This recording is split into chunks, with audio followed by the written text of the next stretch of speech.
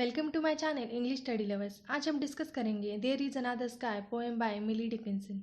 Emily Elizabeth Dickinson was an American poet. Little known during her life, she has since been regarded as one of the most important figures in American poetry. परिचय। एक और आकाश है एक sonnet है जो प्रकृति की सुंदरता को स्वयं दिखाता है। कविता एक पत्र के साथ लिखी गई थी जिसे लेखक ने अपने भाई को घर वापस आने के लिए भेजा था। वह उसे वापस आने के लिए कुछ भी देगी। लाइनें छोटी है, केवल 3 से 5 मीट्रिक फीट, और डिकिंसन की विशेषता तिरछी कविता के साथ कविता योजना खुरदरी है। AB, CB, CD, EC, FC, GH, IH।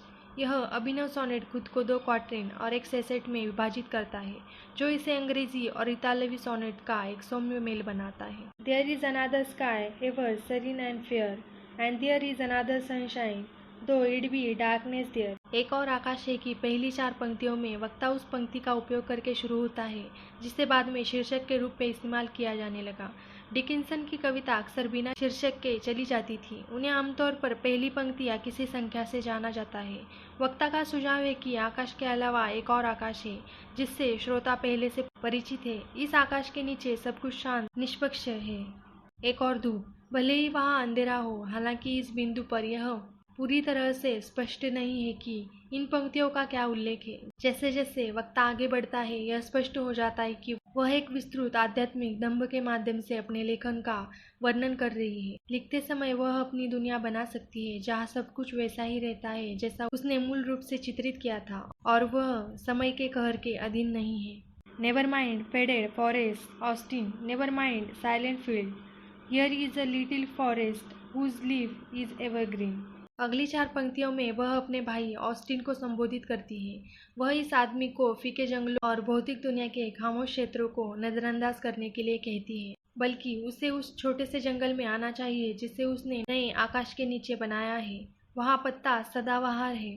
यह इस बात का संकेत है कि इस दूसरी दुनिया में जीवन अंतहीन है, इसे कोई छू भी नहीं सकता।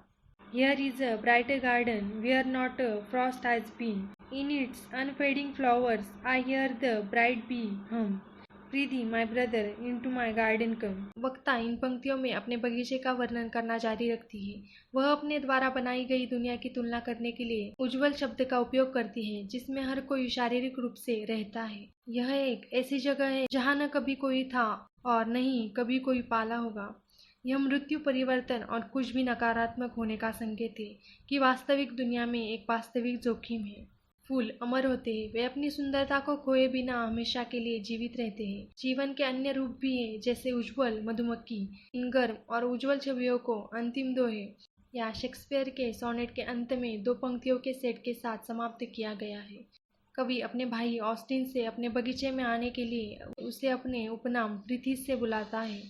वहाँ उसे वास्तविक दुनिया के खतरों से चिंतित होने की आवश्यकता नहीं होगी, जो कि उम्रदराज या परिवर्तन है।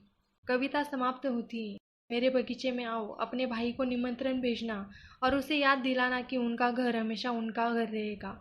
हालांकि कविता की प्रकृति इसे दूसरे तरीके से व्याख्या करने की अनुमति देती है, जहाँ एमिली अपने भाई को खुद का वर्णन कर रही है, लेकिन व्याख्या की परवाह किए बिना यह अभी भी अपने भाई ऑस्टिन को घर वापस आने के लिए भेजा गया निमंत्रण है।